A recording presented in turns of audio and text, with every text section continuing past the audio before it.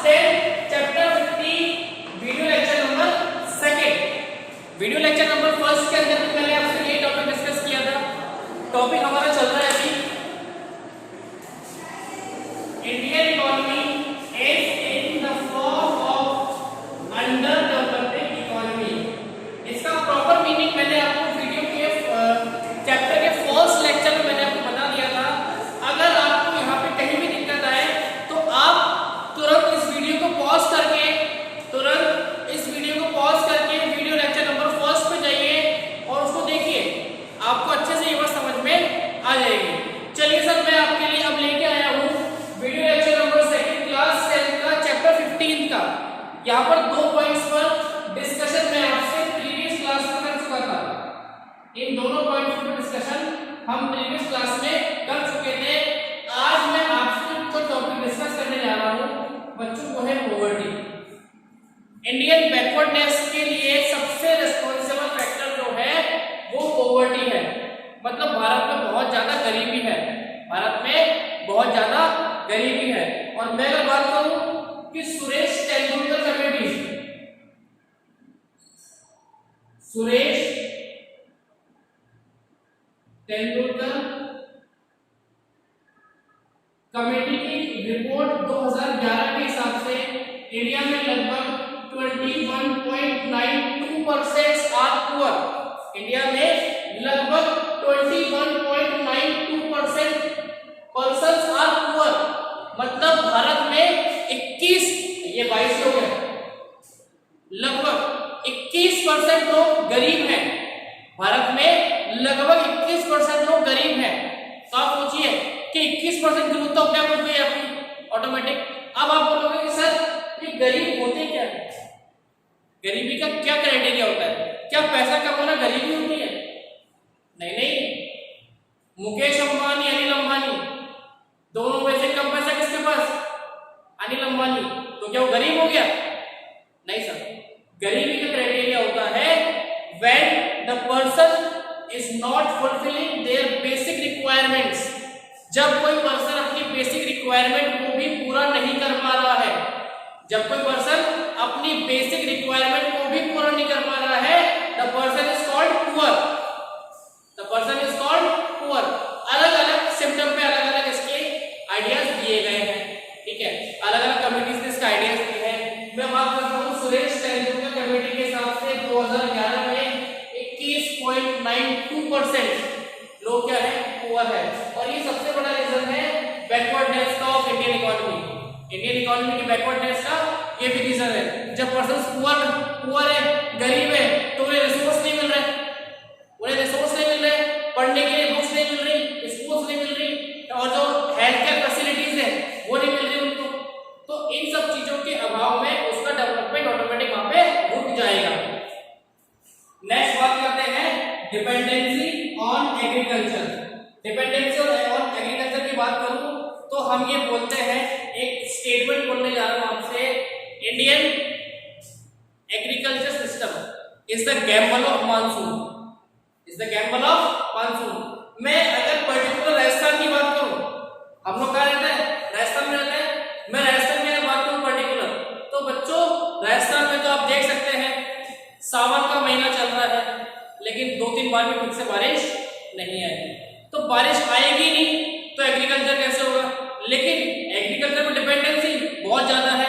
मैं अगर बात करूं कि total 72% of population, 72% of population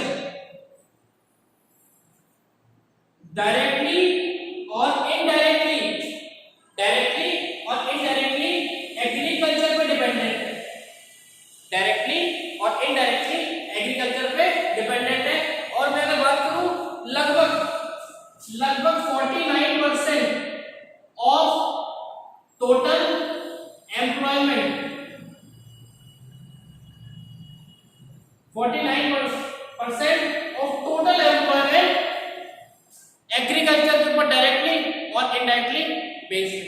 तो आप सोचो कि इतनी ज्यादा डिपेंडेंसी किसी एक सेक्टर पे हो रही है, इतनी बड़ी डिपेंडेंसी का रेशो किसी एक सेक्टर पे आ रहा है, तो बाकी के सेक्टर्स कितनी तरीके से फ्लक्चुएट होंगे उस चीज से।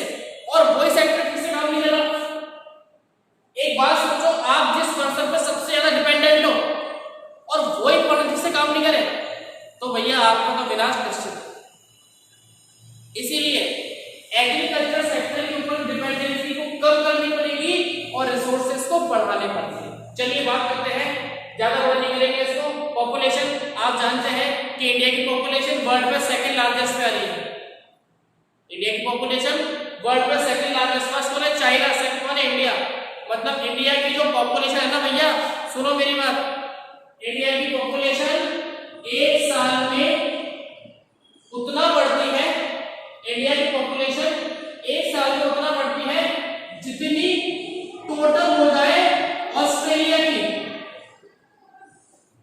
यस, काफी चौंकाने वाला फैक्ट है, लेकिन ये फैक्ट है कि इंडिया की पॉपुलेशन पर ईयर इतना बढ़ जाती है कि एक अलग से देश ऑस्ट्रेलिया बन जाए। वो क्रिकेट टीम की बात कर रहा हूँ, ऑस्ट्रेलिया थे ना, ग्लेन मैकग्रा, स्टीव स्मिथ, नाम सुना होगा आप लोगों ने।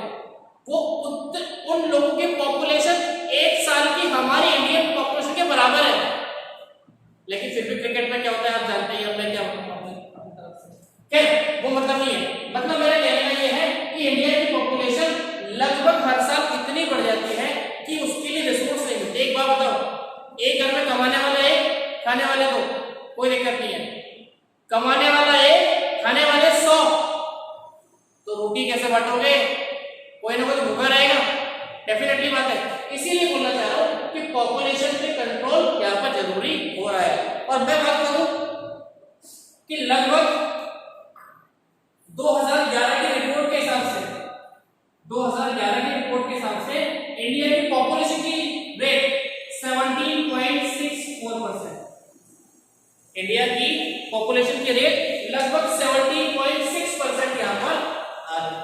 आप जान सकते हैं कि भैया सीधी सी बात है, इतनी बढ़ रही पॉपुलेशन, रिसोर्स बढ़ नहीं रहे, कमाने वाले बढ़ नहीं रहे, खाने वाले ज्यादा बढ़ रहे, तो दिक्कत तो आ रही है।